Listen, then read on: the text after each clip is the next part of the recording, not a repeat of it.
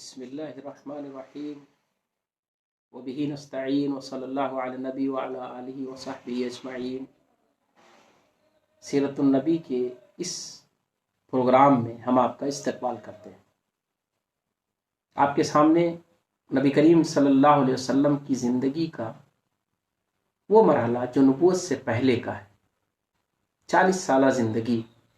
اس کی بہت ساری خوبیاں، بہت ساری اچھائیاں، بہت سارے کمالات وہ آپ کے سامنے آ چکی ہیں۔ ہمیں اس بات پر ہمیشہ غور کرنا چاہیے اور سمجھنا چاہیے کہ نبی کریم صلی اللہ علیہ وسلم کو اللہ تبارک و تعالیٰ نے نبی بنانے سے پہلے 40 سال کی زندگی دی۔ آپ کو نبی بنایا گیا 40 سال کی عمر میں، اور رسول اللہ صلی اللہ علیہ وسلم کی وہ 40 سالہ زندگی انتظار کی گھڑی نہیں تھی۔ نبی کریم صلی اللہ علیہ وسلم وہ 40 سال تک بیٹھے کسی آسمانی صحیفے کا انتظار نہیں کر رہے تھے۔ اللہ تبارک تعالیٰ نے ایسا نہیں ہوا کہ اللہ کے رسول صلی اللہ علیہ وسلم کو اس نے یہ حکم دیا ہو کہ آپ ابھی انتظار کریں اور اللہ کا پیغام آنے والا ہے، یا آپ خود طبیعتاً ایسے نہیں رہے۔ اللہ نے آپ کی طبیعت ایسی نہیں بنائی تھی۔ آپ صلی اللہ علیہ وسلم ایک نہایت ہی خوبرو نوجوان تھے، ایک ایکٹیو نوجوان تھے، ایک اچھا بچپنا آپ نے گزارا۔ انسانی زندگی کی جو بہت ساری تکلیفیں، بہت ساری مصیبتیں ہیں، وہ آپ نے برداشت کی۔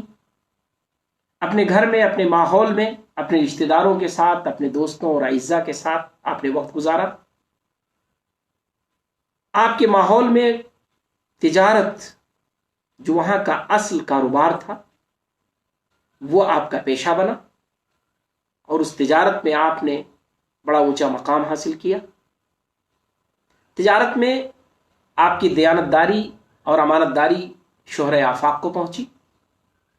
اور آپ نے اس کے بعد شادی کی۔ شادی بھی آپ کی بڑا ہی اہم انداز میں رہی، اور اس نے اعلانیہ آپ صلی اللہ علیہ وسلم کو نکاح کا ایک ماحول دیا۔ آپ صلی اللہ علیہ وسلم کے بچے ہوئے۔ آپ صلی اللہ علیہ وسلم نے اپنی شادی میں ترجیح دی ایک 40 سالہ خاتون کو جو بیوہ تھی۔ آپ صلی اللہ علیہ وسلم نے ترجیح دی ایک خاتون کو جو تجربہ کار تھی۔ آپ صلی اللہ علیہ وسلم نے خود اپنی شادی 25 سال کی عمر میں کی، اور آپ صلی اللہ علیہ وسلم نے اس 40 سال کے خاتون کے ساتھ اپنی فیملی لائف گزاری۔ اور آپ کو یہ جاننا چاہیے کہ آپ کی یہ فیملی لائف، آپ کی زندگی میں حضرت خدیجہ رضی اللہ تعالیٰ عنہا جو 40 سال کی عمر میں آئی تھیں، وہ آپ کی زندگی میں بہت دنوں تک رہیں، وہ آپ کی زندگی میں بہت سالوں رہیں۔ نبوت کے وقت بھی وہی تھیں، یعنی گویا 15 سالہ ازدواجی زندگی، 25 سال کی عمر سے 40 سال کی عمر، جوانی سے لے کر کے ایک پختہ عمر، نبوت سے پہلے کی زندگی سے لے کر نبوت حاصل ہو جانے کے بعد کی عمر، اس میں آپ کی جو بیوی رہیں، آپ کی جو شریک حیات رہیں، آپ کی جو ہم سفر رہیں، وہ حضرت خدیجہ رضی اللہ تعالیٰ عنہ۔ یعنی گویا جب آپ نبی ہوئے تو ان کی عمر 55 سال کی تھی۔ نبی جب آپ بنائے گئے تو حضرت خدیجہ رضی اللہ تعالیٰ عنہ 55 سال کی ہو چکی تھی، اور ابھی بھی نبی بننے کے بعد 8 سالوں تک تقریباً وہ آپ کی شریک حیات رہی۔ یعنی رسول اللہ صلی اللہ علیہ وسلم کی عمر جب 48 سال کی ہو گئی اور ان کی عمر تقریباً 63 سال کی ہو گئی، نبی کریم صلی اللہ علیہ وسلم کی وہی شریک حیات رہیں، وہی آپ کی بیوی رہیں، انہوں نے ہی آپ کا ساتھ دیا، اور وہ اکیلی آپ کی شریک حیات تھیں۔ یہ ہے رسول اللہ صلی اللہ علیہ وسلم، جو ایک کامیاب تاجر تھے، جو ایک معزز انسان تھے، جنہیں لوگ عزت کی نگاہ سے دیکھتے تھے، جو اپنے شرف میں، اپنی عزت میں، اپنے وقار میں، اپنی ذمہ داری میں، اپنی اہمیت میں کہیں سے کمزور نہیں تھے۔ ان کا حال یہ تھا کہ وہ معاشرے کے لیے اپنا کردار ادا کرتے تھے، اپنے سماج اور سوسائٹی میں ایک معتبر انسان مانے جاتے تھے، اور سماج اور سوسائٹی میں پیش آنے والے واقعات اور حالات میں شریک رہتے تھے۔ بلکہ صرف شریک نہیں رہتے تھے، ان کا رول ہوتا تھا، ان کا ججمنٹ ہوتا تھا، ان پر لوگ بھروسہ کرتے تھے، ان سے لوگ فیصلے کرواتے تھے، ان سے لوگ رجوع کرتے تھے، ان سے لوگ اپنی ضرورتوں کی تکمیل کیا کرتے تھے۔ لیکن خود رسول ایک نبی کریم صلی اللہ علیہ وسلم جب 40 سال کے ہونے والے تھے، ان آخری ایام میں رسول اللہ صلی اللہ علیہ وسلم کو تلاش ہوئی اپنے خالق و مالک کو پہچاننے کی، جاننے کی، اسے راضی کرنے کی، اسے خوش کرنے کی۔ اس شرکیہ ماحول میں،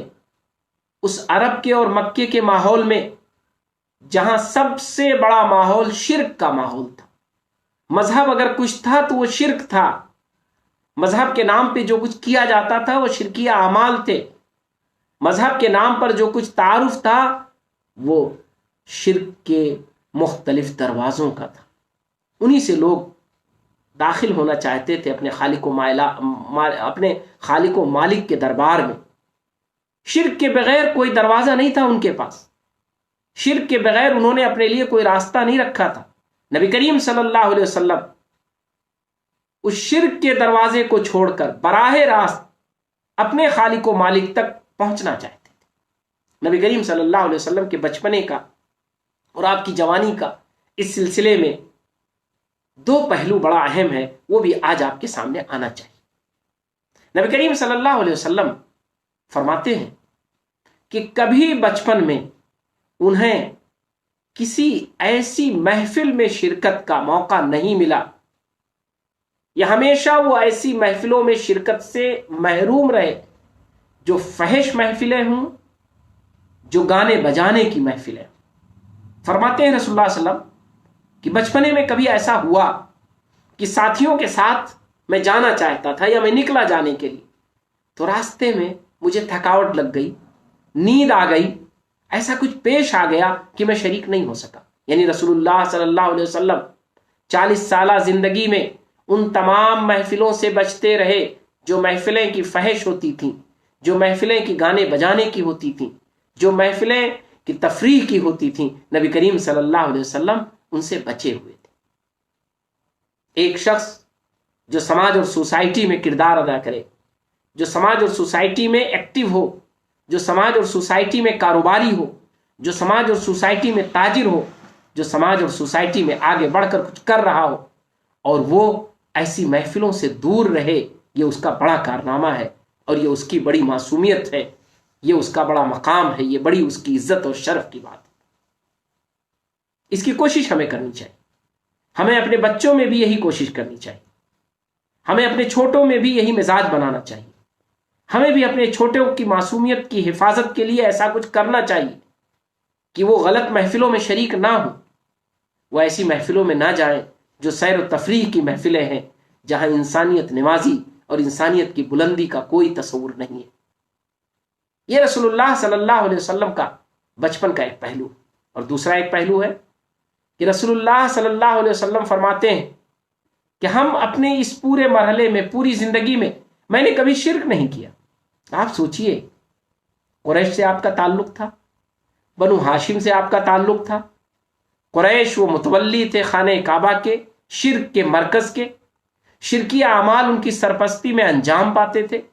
قومیں آتی تھیں انہی کے پاس اور انہی کے ذریعے اپنے شرک کے کاموں کو انجام دے کر واپس جاتی تھی۔ خود نبی کریم صلی اللہ علیہ وسلم کی آپ معصومیت دیکھیے، خود نبی کریم صلی اللہ علیہ وسلم کی طبیعت دیکھیے، خود اللہ کی طرف سے ان کی حفاظت کا سامان دیکھیے کہ رسول اللہ صلی اللہ علیہ وسلم اسی شرک کے گھرانے میں، شرک کے ماحول میں رہتے ہوئے آپ نے کبھی شرک نہیں کیا۔ یہ بڑا پیغام ہے اس دنیا میں انسانوں کے لیے کہ اگر انسان شرک سے بچنا چاہے اور اپنے آپ کو بچانا چاہے، اپنے بچوں کو بچانا چاہے، اپنے قریبوں کو بچانا چاہے، اپنے لوگوں کو بچانا چاہے، تو یقیناً بچا سکتا ہے۔ وہ شخص جو شرک کے ماحول میں تھا، وہ شخص جس کے گھر میں شرک کی سرپرستی ہوا کرتی تھی، وہ شخص جہاں شرک مقدس تھا، مذہب تھا، اس نے شرک سے اپنے آپ کو دور رکھنے میں کامیابی حاصل کر لی۔ کتنا پیارا نمونہ ہے رسول اللہ صلی اللہ علیہ وسلم کی زندگی کا، کتنا اچھا نمونہ ہے رسول اللہ صلی اللہ علیہ وسلم کی زندگی میں कितना कुछ सीखने के लिए मौजूद है रसूलुल्लाह सल्लल्लाहु अलैहि वसल्लम के पास कि हम रसूलुल्लाह सल्लल्लाहु अलैहि वसल्लम से सीख सकते हैं कि आपने शिर्क से अपने आप को बचाया। तो ये दो जिंदगी का पहलू था। नबूवत से पहले आपकी जिंदगी के ये दो पहलू थे बड़े नुमाया, कि रसूलुल्लाह सल्लल्लाहु अलैहि वसल्लम फरमाते हैं कि मैं कभी ऐसी किसी महफिल में नहीं शरीक हुआ जो महफिल फहश हो, जो महफिल नाचने गाने की हो, जो महफिल सैर व तफरीह की हो, जो महफिल इंसानी कदरों की ना हो, जो महफिल इंसानी वैल्यूज की ना हो, जहाँ इंसानों की भलाई, समाज की भलाई और सोसाइटी की भलाई का कोई काम ना हो, बल्कि लोगों की तफरीह और दिल्लगी का काम। और इसी तरह रसूलुल्लाह सल्लल्लाहु अलैहि वसल्लम ने फरमाया कि मैं शिर्क की महफिलों से भी दूर रहा, शिर्क के अमल से भी दूर रहा, और कभी आपने कोई शिरकिया काम नहीं किया। ये आपकी जिंदगी के दो नुमाया पहलू हैं जो हमें ये बतलाते हैं कि हम भी शिरकिया माहौल में रहते हुए अपने आप को शिर्क से दूर रखने में कामयाब हो सकते हैं। हम अपने बच्चों को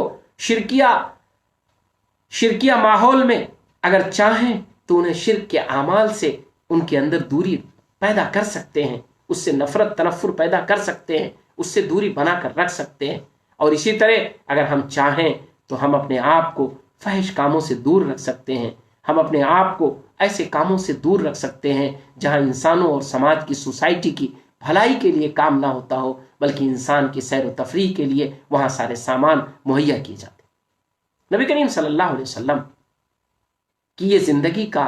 जो हसीन गुलदस्ता था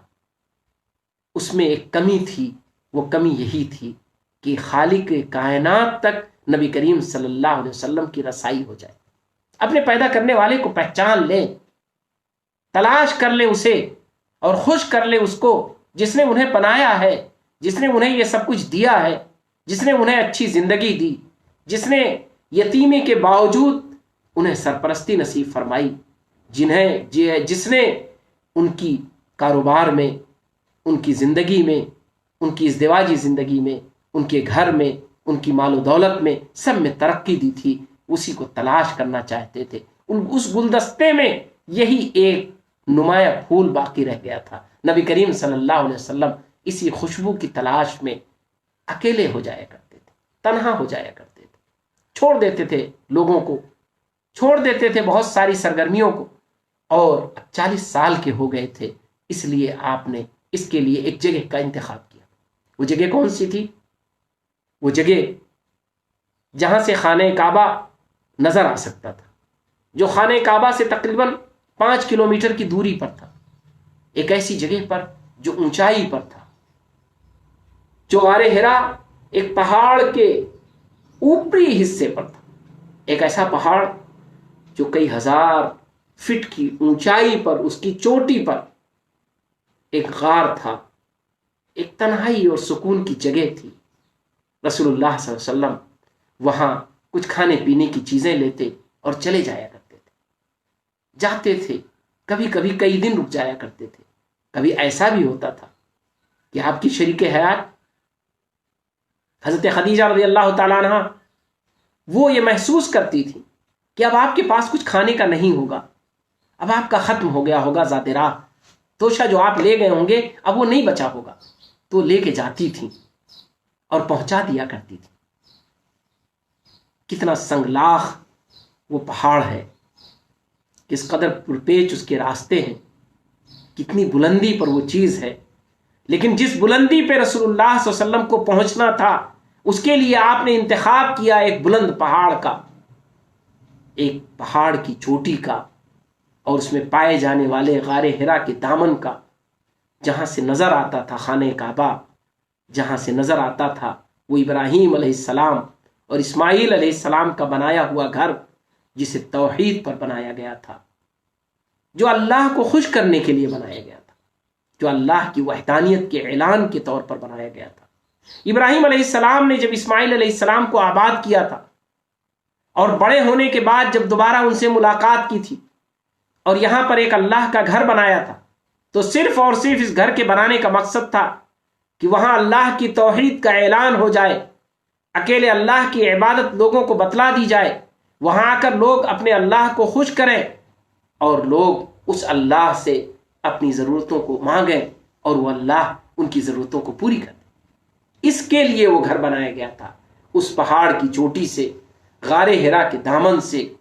وہ خانہ کعبہ نظر آتا تھا. نبی کریم صلی اللہ علیہ وسلم محمد رسول اللہ صلی اللہ علیہ وسلم وہیں غار حرا میں بیٹھ کر اللہ تعالیٰ کا اللہ کا ذکر کرتے تھے، اللہ کو یاد کرتے تھے، اللہ کو تلاش کرتے تھے، سوچتے تھے، غور کرتے تھے. اور پھر اللہ تبارک و تعالیٰ نے جو مقدر کیا تھا، جو آپ کے لیے طے کر دیا تھا، اور جس کے لیے آپ کی زندگی سب سے مناسب تھی، آپ سے بہتر انسان اللہ تبارک و تعالیٰ نے کسی کو بنایا نہیں تھا، آپ سے زیادہ پاکیزہ طبیعت کسی کی تھی نہیں، آپ سے زیادہ سچا دل کسی کا تھا نہیں. آپ ہی تو تھے جنہیں اللہ نے مقدر کیا تھا کہ اللہ کے وہ آخری رسول ہوں گے، آخری میسنجر ہوں گے، آخری پیغمبر ہوں گے. اللہ اپنی کتاب بھیجے گا تو انہی کے پاس. اللہ آخری اپنے رسول کو آخری بار اپنا پیغام لے کر بھیجے گا جبرائیل امین کو تو انہی کے پاس. اللہ اپنا کلام اتارے گا تو انہی کے پاکیزہ دل پر اتارے گا، انہی کو چنے گا کہ رحمت للعالمین بن جائیں، انہی کو منتخب کرے گا کہ وہ قیامت تک کے انسانوں کے لیے اسوہ اور ہدایت کا سرچشمہ بن جائیں. اس لیے اللہ سبحانہ و تعالیٰ نے پیارے نبی صلی اللہ علیہ وسلم کو اپنا وہ آخری پیغام اس کو دے دیا، اعلان فرما دیا. یہ اعلان فرما دیا کہ اب آپ اللہ کے رسول ہیں، اب آپ کی زندگی اللہ کی طرف دعوت دینے میں گزرے گی. اب آپ کو توحید کا پیغام پہنچانا ہے، اب آپ کو اللہ کے دین کو سنانا ہے، اب آپ کو قرآن مجید کی آیتیں پڑھ کر لوگوں کو بتلانی ہے اور اسے سمجھانا ہے. چنانچہ وہ صبح نمودار ہو گئی، وہ مزدہ جافزہ آ گیا. نبی کریم صلی اللہ علیہ وسلم کے پاس اللہ نے اپنا آخری پیغام بھیجا، جس کی شروعات اس طرح ہوئی، جس کی ابتدا بڑی نرالی تھی کہ اللہ تبارک تعالیٰ نے جبرائیل امین کو بھیجا. صحیح بخاری میں یہ پورا واقعہ منقول ہے. رسول اللہ صلی اللہ علیہ وسلم کی شریک حیات حضرت خدیجہ رضی اللہ تعالی عنہا نے بیان کیا ہے، حضرت عائشہ رضی اللہ تعالی عنہا نے اس کو محفوظ کیا اور ہم تک منتقل کیا ہے. وہ طریقہ یہ تھا، بڑا دلچسپ ہے. آپ پڑھیں صحیح بخاری میں، پڑھیں سیرت میں اس واقعے کو اور غور کریں کہ رسول اللہ صلی اللہ علیہ وسلم کی یہ تنہائی، رسول اللہ صلی اللہ علیہ وسلم کی یہ اکیلا پن، رسول اللہ صلی اللہ علیہ وسلم کی تلاش، اس کا نتیجہ کتنا پیارا نکلا کہ اللہ تبارک تعالیٰ نے جو مقدر کیا تھا اپنے دین کی رسائی اور اپنے دین کے پیغام کے لیے، اپنے دین کے مرکز کے لیے، اپنے دین کی ذات کے لیے، نبی کریم صلی اللہ علیہ وسلم وہ ذات بن کر اس غار حرا سے تشریف لائے. جبرائیل امین آپ کے پاس تشریف لائے اور انہوں نے کہا کہ آپ پڑھیے.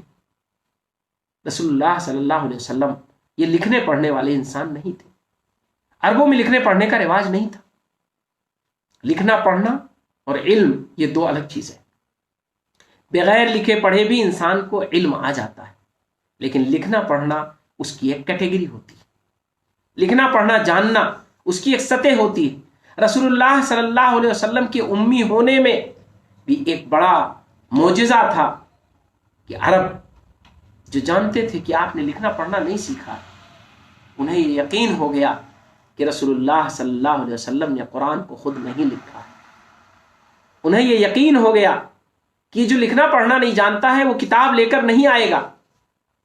انہیں یہ یقین تھا کہ جو کتاب لے کر آیا ہے وہ امی ہے، اس لیے یہ کتاب اس کی نہیں ہے بلکہ جس کی طرف وہ منسوب کر رہا ہے اسی کی کتاب.